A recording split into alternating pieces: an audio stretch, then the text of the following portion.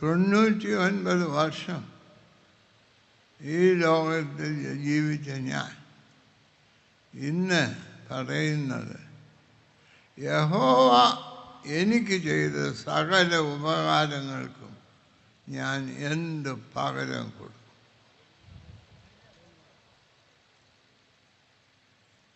ഞാൻ രക്ഷയുടെ പാനപാത്രം എടുത്ത് സകല ജനവും കാണുക എൻ്റെ നേർച്ചകളെ കഴിക്കും.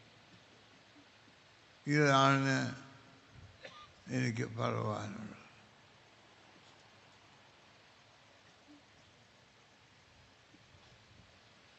സാധു സുന്ദർ സിംഗ് ഈ സ്ഥലത്ത് വന്ന് കൺവെൻഷൻ പ്രസംഗിച്ച ആളാണ്.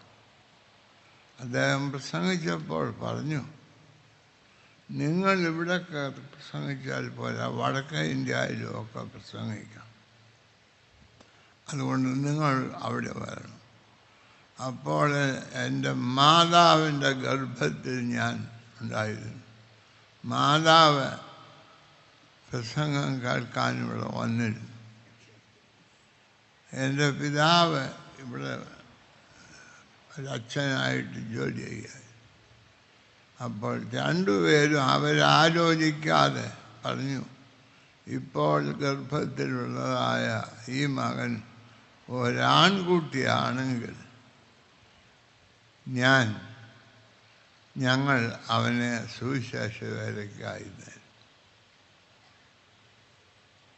അപ്പോൾ മാതാമൺ കൺവെൻഷനും എൻ്റെ ജീവിതവും സാധു സുന്ദർ സിംഗും തമ്മിലൊക്കെ നല്ല. ഞാൻ അദ്ദേഹത്തെ കണ്ടിട്ടില്ല, അദ്ദേഹം എന്നെയും കണ്ടിട്ടില്ല.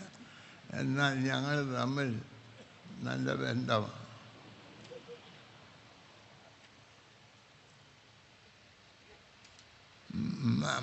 മാരാമൺ കൺവെൻഷന് ഞാനും കൂടെ നല്ല ബന്ധമാണ്. അന്ന് രാത്രിയിൽ സ്ത്രീകളെ അനുവദിച്ചിട്ടില്ല. അപ്പോൾ ആ സ്ത്രീകളുടെ സ്ഥലത്തൂടെ പുരുഷന്മാർക്ക് പോയിരിക്കാം. ഞാൻ മഞ്ചേരി കോളേജിൽ പഠിക്കുമ്പോൾ, സ്കൂളിൽ പഠിക്കുമ്പോൾ രാത്രി, അപ്പോൾ ഞങ്ങൾ വന്ന് ഒരുമിച്ചിരിക്കണം. അത് പറ്റുന്ന കാര്യമല്ല. അവിടെ നമ്മളിരുന്നാൽ പിന്നെ എഴുന്നേക്കാൻ സമ്മതിക്കത്തില്ല. എന്നാലും ഞങ്ങൾ പറയും, ഇന്നടത്ത് വന്ന് നിൽക്കണം, നമുക്ക് ഒരുമിച്ച് പോയിരിക്കാം എന്നൊക്കെ പറഞ്ഞ് അവിടെ ഇരിക്കും. അന്നേരം പ്രാർത്ഥനയൊക്കെ നടക്കുമ്പോൾ ഈ മണൽത്തിരിയാൽ ഒന്നെടുത്ത് മുകളിലോട്ട് വിടും. അപ്പോൾ കഷൻ്റെ ഉള്ള വല്യപ്പൻ്റെ തലയിൽ ചെന്നിട്ട് അപ്പോൾ ഞങ്ങൾ വല്യപ്പൻ തിരിഞ്ഞ് നോക്കുമ്പോൾ ഈ പിള്ളേരെല്ലാം പ്രാർത്ഥിച്ചുകൊണ്ടിരിക്കും. അന്ന് മുതലേ മനുഷ്യനെ കളിപ്പിക്കാൻ എനിക്കറിയാം.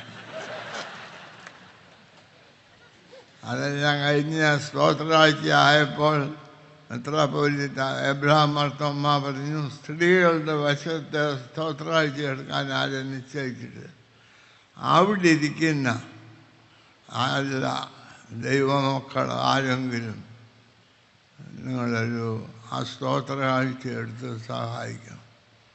അപ്പോൾ മണൽത്തടി എറിയാൻ മാത്രമല്ല, സ്തോത്രാഴ്ച എടുക്കാനും എനിക്കറിയാം.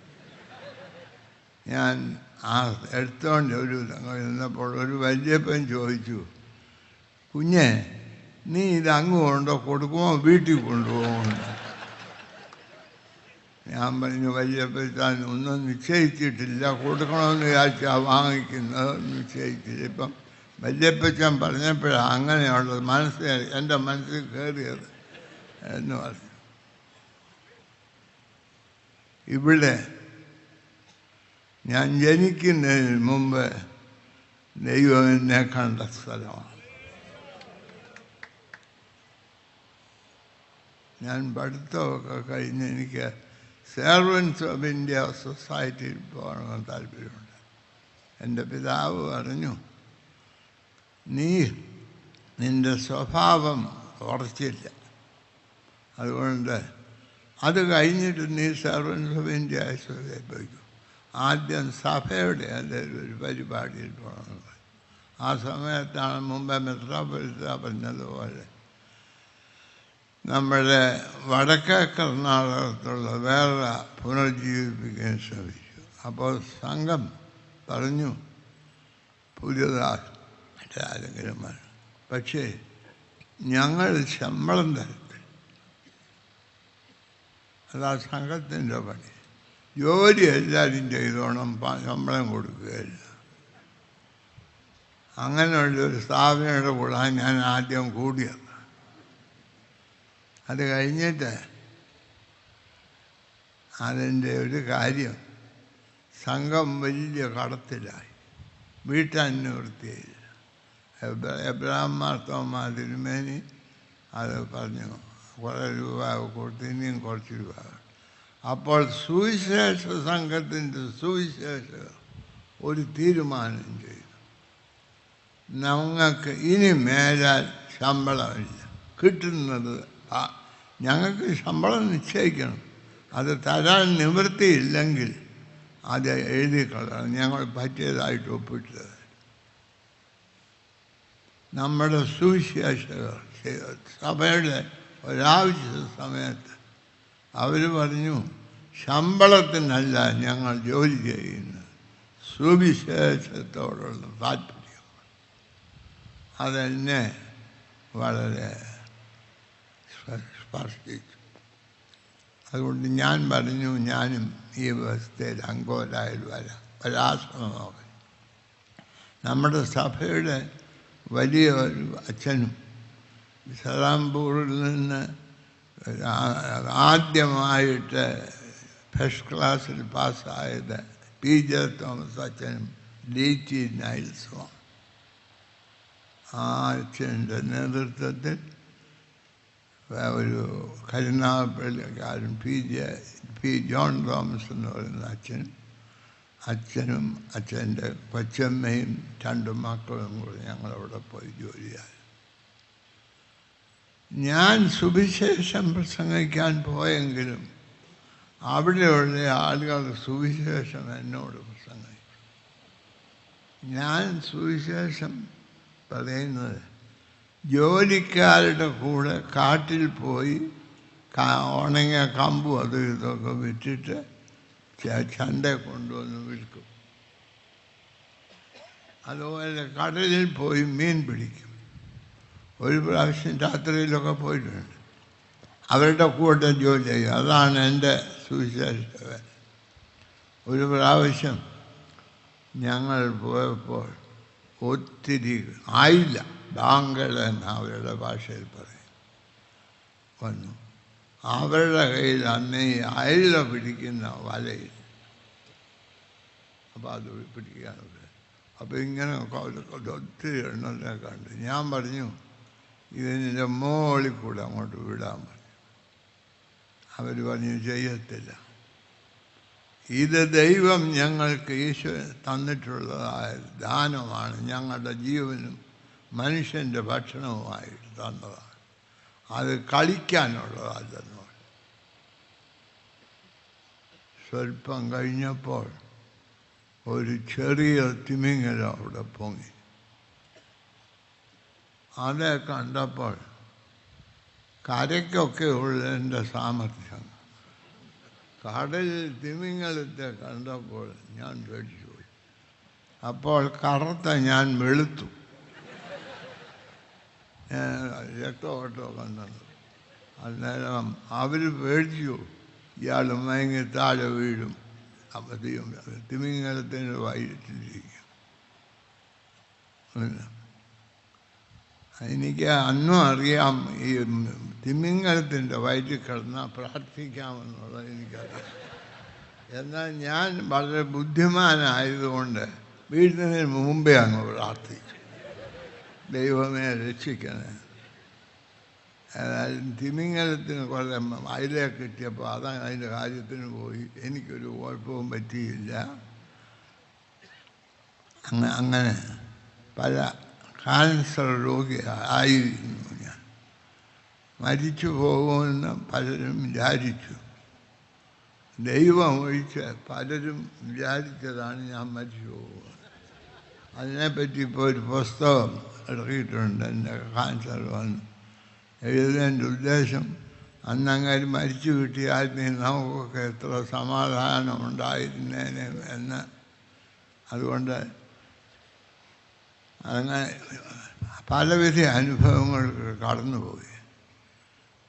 എനിക്ക് ഒരു വലിയ കഴിവുകളൊന്നും ദൈവം തന്നിട്ടില്ല. സാധാരണക്കാരനായ ഒരാളാണ്. എന്നാൽ അനുഗ്രഹങ്ങൾ ധാരാളമായി തന്നു. എൻ്റെ അപ്പനും അമ്മയും എൻ്റെ സഹോദരന്മാരും സഹോദരികളും എല്ലാം അനുഗ്രഹിക്കപ്പെട്ടു. ദൈവം എന്നോട് പറയുന്നു, എന്നെ വീണ്ടും സ്വർഗത്തിൽ പോകാൻ അനുവദിച്ചാൽ ആരെ അപ്പനായിട്ട് വേണം, എവിടെ ജനിക്കണം, എന്ത് ചെയ്യും? ഞാൻ പറയും, ദൈവമേ, നീ 1918 മുതൽ എന്ത് ചെയ്തു അത് റിപ്പീറ്റ് ചെയ്താൽ മതി എന്ന് പറയും. എൻ്റെ ആയുസ്സിനെ പറ്റി യാതൊരു ദുഃഖവും എനിക്കില്ല. ഞാൻ ദൈവത്തോട് മറുതലിക്കാത്ത ഒറ്റ ദിവസമില്ല. എന്നാൽ ദൈവം എന്നോട് മറുതലിച്ച ഒരു ദിവസവുമില്ല. ഇങ്ങനെയുള്ള ആളാണ്. ഈ മാർത്തോമാ സഭയിൽ എനിക്ക് ജനിക്കാനും വളരുവാനും പഠിക്കാനും ഒക്കെ ഞാൻ മാരാമൻ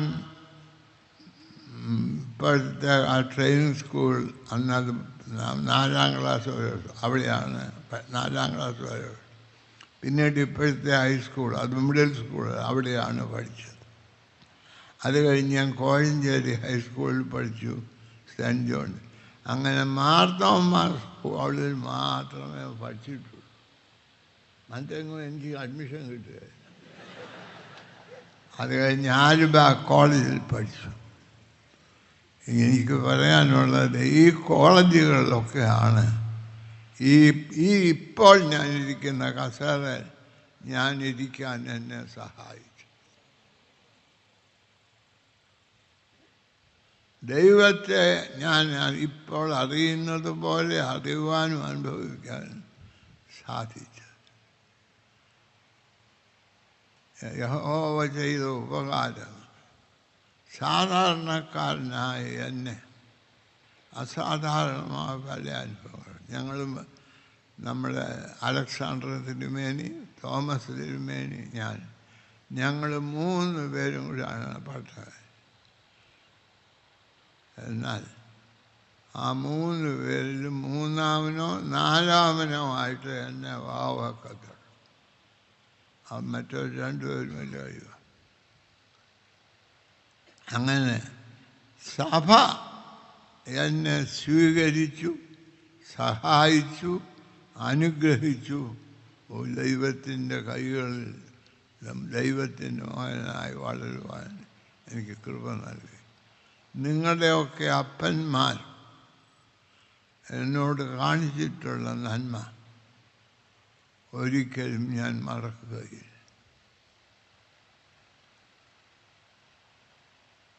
ഇവിടെ ഇരിക്കുന്ന വല്യപ്പൻ്റെ മുഖത്തോട്ട് നോക്കിയാൽ അത് ഞങ്ങൾക്ക് ഇട്ടൊരു കൊട്ടാണല്ലോ. അല്ല, ആ അപ്പൻ്റെ മക്കളായ നിങ്ങൾ ആ അപ്പൻ്റെ വലിയ പാരമ്പര്യം കാണിച്ചു. ഇത് ഞാനൊരിടത്ത് പറഞ്ഞപ്പോൾ അവർ പറഞ്ഞു, തിരുമേനിയുടെ അപ്പൻ്റെയും പാരമ്പര്യം തിരുമേനി നിലനിർത്തണമെന്ന് ഓർത്തോണമെന്ന്. അതെ, എൻ്റെ മാതാപിതാക്കന്മാരോട്, എൻ്റെ കൂടെ പഠിച്ചവരോട്, എന്നെ സ്നേഹിച്ചവരോട്, എന്നോട് പിണക്കിട്ടവരും. ഞാൻ കോളേജിൽ, സ്കൂളിലും കോളേജിലും ഒക്കെ പഠിക്കുമ്പോൾ വഴക്കിടുന്നതിന് പഠിക്കേണ്ട വിഷയങ്ങൾ വലുതായിട്ട് പഠിച്ചില്ലെങ്കിലും വഴക്കിടുന്നതിന് നല്ലതായി പഠിച്ചുകൊണ്ടാണ് ഞാൻ ഇറങ്ങിയത്. അതിൻ്റെ BA ആണ് എനിക്ക് കിട്ടിയത്. എങ്കിലും മറ്റേ BA ആണ് ഡിഗ്രി ആയി തന്നത്. അത് കഴിഞ്ഞ് ഈ സഭ അല്ലാതെ വേറൊരു സഭയിൽ ഞാനായിരിക്കാൻ സാധിക്കും. നിങ്ങളുടെയൊക്കെ സ്നേഹത്തിനും പ്രാർത്ഥനയ്ക്കും കരുതലും. ഞാൻ ക്യാൻസർ രോഗിയായി കഴിഞ്ഞു. ഒരു ഹിന്ദു ഡോക്ടറാണ് എന്നെ ചികിത്സിച്ചത് വെല്ലൂർ. അദ്ദേഹം പോരാൻ നേരത്ത് പറഞ്ഞു,